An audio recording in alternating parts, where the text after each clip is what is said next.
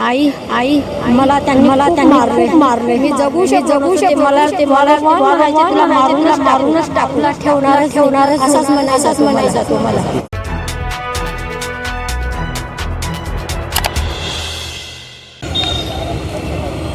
नमस्कार, मी सुनील बेगदार आणि आपण बघत आहात प्रबंधभूमी महाराष्ट्र न्यूज. आपणा सर्वांना बीड जिल्ह्यातील मस्साजोग येथील सरपंच संतोष देशमुख हे प्रकरण चांगलंच आठवत असेल. संतोष देशमुख यांना काही नराधमांनी अपहरण करून एका ठिकाणी डांबून त्यांना अमानुष मारहाण करण्यात आलेली होती आणि त्या मारहाणीत संतोष देशमुख यांचं दुर्दैवी निधन देखील झालं होतं. तसेच काहीशा प्रकरणाची पुनरावृत्ती पुन्हा एकदा नाशिक जिल्ह्यातील मालेगाव तालुक्यात घडल्याची धक्कादायक माहिती समोर येत आहे. एका तरुणाला मालेगाव तालुक्यातील मुंगसे गावातील काही नागरिकांनी किंवा तिथल्या स्थानिकांनी एका ठिकाणी घेऊन जाऊन डांबून ठेवून एवढी अमानुष मारहाण केली की त्या व्यक्तीला आज नाशिक शहरातील सह्याद्री हॉस्पिटलमध्ये ॲडमिट करावं लागलं आहे. ही अमानुष मारहाण एवढी जबर होती की तो व्यक्ती आज मृत्यूशी झुंज देतो आहे आणि त्या संदर्भात अधिक माहिती देण्यासाठी त्या तरुणाचे आईवडील आज आपल्यासोबत आहेत. आपल्यासोबत देवरे सर आहेत, मुलाचे वडील आहेत, त्यांच्याशी आपण संवाद साधणार आहोत. काका, काय असं झालं की तुम्हाला आज या ठिकाणी यावं लागलं? माझ्या मुलाचा वाक्या फाट्याच्या पुढे मुंगशाजवळ अपघात झाला. मोटरसायकल येऊन गाडीवर धडकली. त्याच्यानंतर आम्ही काय केलं, मुलाला तिथल्या सोनवशी यांनी आम्हाला फोन केला माझ्या जावायला. तिथून मग तुमचा पेशंट आहे वा मारहाण झालेले, त्याला घ्यायला या. मग तिथं गेलो वाक्यापाट्याच्या पुढे. मग त्यांनी असं केलं की ते जनता दरबार हॉटेलमध्ये लॉजिंग आहे, खाली इकडे हॉटेल आणि बिअर बार आहे आणि लॉजिंगमध्ये एका रूममध्ये डांबून ठेवलेलं होतं. डांबून ठेवल्यावर आम्ही इतकं अमानुष मारलेलं आहे की 5 मिनटात मेलासुद्धा. तसं जर बघितलं तर वडील भावनिक झालेले आहेत. या संदर्भात अधिक माहिती देण्यासाठी आपल्यासोबत शेवाळे सर आहेत. सर, काय एकंदरीत प्रकरण आहे, काय घटना घडलेली आहे की आज तुम्हाला या ठिकाणी यावं लागलं आहे? मला 6:45च्या दरम्यान फोन आला. देवीदास संजय सूर्यवंशी या इसमाने फोन केला आणि ते मला सांगत होते की हे तुमचे शालक आहेत. तर तुमचे शालक आहेत तर यांना तुम्ही घेण्यासाठी या किंवा कोणाला तरी पाठवा आणि पैसे जोपर्यंत देत नाही, समोरच्यांचा जोपर्यंत खर्च तुम्ही करत नाही तोपर्यंत आम्ही याला सोडणार नाही. मग मी इन्स्टंटली लगेच यांना फोन केला. एकंदरीत ही घटना काय होती आणि कधी घडली आणि ह्या घटनेसंदर्भात तुम्हाला कशी माहिती मिळाली? मला देवीदास संजय सूर्यवंशी यांचाच फोन आला, तेव्हाच मला समजलं. घटना कोणत्या दिवसाची आणि काय झालं होतं? घटना 10 तारखेला संध्याकाळी 6:30 पावणे 7च्या दरम्यान ही घटना घडली. तेव्हा मला फोन आला. मी त्यांना सांगितलं की जे पैसे जितका खर्च होईल तितका आम्ही देऊ, पण आमच्या माणसाला काही करू नका. पण कालांतराने दुसऱ्या दिवशी जेव्हा पेशंटबरोबर आम्ही हे विचारणा केली, जेव्हा तो कॉन्शियस झाला, म्हणजे सबकॉन्शियसमधून जो शुद्धीवर आला, आम्ही त्यांच्याशी जेव्हा विचारणा केली तर त्याने सांगितलं की मला त्या रूममध्ये कोंबून मोटरसायकल. कुठल्या रूममध्ये आणि कुठं हे घडलं सगळं? जनता दरबार हॉटेल आहे त्या वरच्या मजल्यावरती रूममध्ये नेलं आणि त्या रूममध्ये कोंबून जेव्हा ठार मारू तुला, आमचं कोण उपटून घेईल, आमचं कोण वाकडं करून घेईल, तुझा कोण दादा आहे. तर अशा पद्धतीने बोलत अर्वाच्य भाषेत शिवीगाळ करत तर त्याला इतकं मारलेलं आहे तर तुम्ही ते फोटो बघून तुम्हाला त्याचा अंदाज येईलच. म्हणजे तो दुसऱ्या दिवशी शुद्धीवर आला, तर शुद्धीवर आल्यानंतर तो पुन्हा अनकॉन्शियस होत होता. त्याला 2 दिवस लघवी करता आली नाही आणि ते असं म्हणत होते की तुला आज मारूनच टाकू. कोण ही व्यक्ती होती आणि कोणी ह्या धमक्या त्यांना दिल्या?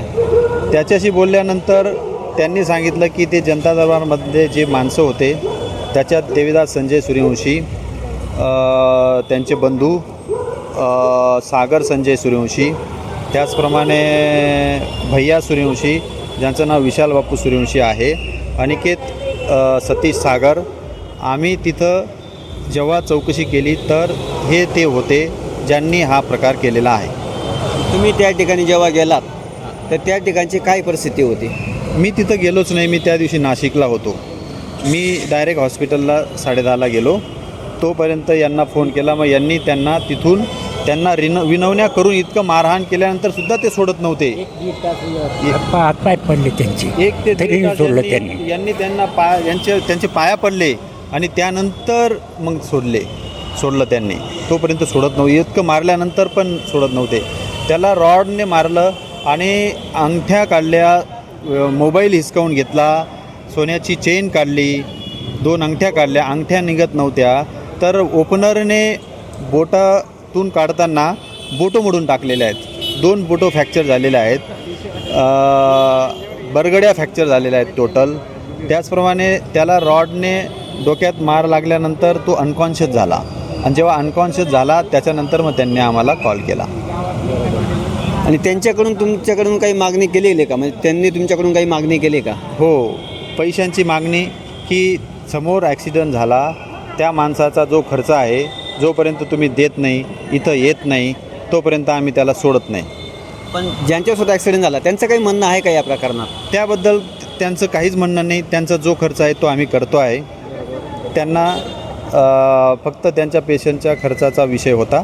आम्ही त्यांना तो देतो आहे आणि तो करत आहोत. त्यांना तसे पैसे पण दिले. आता ह्या ज्या लोकांनी यांना मारहाण केली त्यांचं नाव काय आणि त्या ज्या व्यक्तींनी मारहाण केली त्यांच्याशी काही वाद होता का आधीचा? आधी काहीच वाद नव्हता. आम्ही त्यांना तसं तर ओळखतही नाही. पण त्यांनी असा जो प्रकार केला तिथं जेव्हा आम्ही चौकशी केली तर त्यांचा हा नेहमीचाच प्रकार आहे. नेहमीचा प्रकार आहे? हां, अशा पद्धतीने त्यांचं नेहमीचं आहे. त्यांच्यावर कोणी कारवाई करत नाही. त्याच्यामुळं त्यांना तो कायद्याचा धाक नाही आणि त्या पद्धतीने एवढं करूनसुद्धा ते मोकाट फिरत आहेत. तर आमची एकच विनवणी आहे मीडियाला, शासनाला की त्यांच्यावर त्वरित कठोर कारवाई व्हावी आणि आम्हाला योग्य तो न्याय मिळावा. न्याय हा मिळेलच. आई आहे, मुलाची आई आहे, त्यांच्याशी बोलण्याचा प्रयत्न करू ना. आई, मुलाची परिस्थिती कशी आहे? तो तुमच्याशी बोलतो का की डॉक्टरांनी काय सांगितलं आहे? दादा, आज माझी पण तब्येत ठीक नाही आहे. मी पण त्या स्थितीतच आहे. पण माझा मुलगा वाचला हेच खरं. पण त्याला इतकी कठोर शिक्षा केली पाहिजे ज्याने केलं. माझ्या मुलाची अवस्था अशी झाली, त्याला कठोरात कठोर शिक्षा झाली पाहिजे. हीच तो आज माझ्याशी बोलू शकत नाही आहे. ज्या दिवशी मी पहिल्यांदा त्याला बोलायला गेले, आई मला त्यांनी खूप मारले, मी जगू शकलो नसतो. ते मला वारंवार म्हणायचे तुला मारूनच टाकू, तुला ठेवणारच नाही, असाच म्हणायचा तो मला. आई देखील भावनिक झालेल्या आहेत. आपण त्यांच्या भावनांचा आदर करतो. काका, पोलिसांचं सहकार्य तुम्हाला कसं मिळतं आहे? पोलिसांचं सहकार्य अजून तर आम्हाला काही मिळालेलं नाही. इतके 4 दिवस झाले तरी काही नाही. तर तुम्ही त्या संदर्भात पोलिसांना माहिती दिली का? आता आम्ही आमच्या परिसरामध्ये इथे डॉक्टरमध्ये, त्यामुळे आम्ही कुठं झालो नाही. पहिली वेळेच तुमच्याकडे आलो. नक्कीच ही घटना 10 तारखेला घडलेली आहे. ते गेल्या 4 दिवसांपासून या हॉस्पिटलमध्ये तळ ठोकून आहेत कारण त्यांचा मुलगा आज मृत्यूशी झुंज देतो आहे. शेवाळे सर, मला एक सांगा, पोलीस प्रशासनाकडून तुमची काय अपेक्षा असणार? पोलीस प्रशासनाकडून आमची एकच अपेक्षा की त्यांना त्वरित जमा करावं जेणेकरून असा प्रकार दुसऱ्यांवर नको व्हायला आणि त्यांना कठोरातली कठोर शिक्षा व्हावी. त्यांना कायद्याचा धाक बसावा आणि कायद्याचं शासन असावं, सरकार असावं आणि कायद्याचा धाक असला पाहिजे. आमची हीच एक प्रामाणिक इच्छा कायद्याकडनं, प्रशासनाकडनं आणि मीडियाकडनं पण. नक्कीच आपण जर बघितलं तर मस्साजोग प्रकरण हे संपूर्ण देशभर गाजलेलं होतं, ज्यामध्ये संतोष देशमुख यांचा दुर्दैवी मृत्यू झालेला होता. तशीच काहीशी प्रकरणाची पुनरावृत्ती जेव्हा मालेगाव तालुक्यात घडते तेव्हा नक्कीच कायद्याचा बालेकिल्ला म्हणून ज्या नाशिक जिल्ह्याची ओळख आहे ती वेळ पुन्हा मालेगाव तालुक्यात येते का, हा एक प्रश्न उपस्थित राहतो. सोबतच ज्यांनी हा गुन्हा केला आहे त्यांच्यावरती पोलीस प्रशासन आणि शासन काय कारवाई करतं हे पाहणं महत्त्वाचं असणार आहे. प्रबंधभूमीसाठी मी सुनील बेलदार, नाशिक.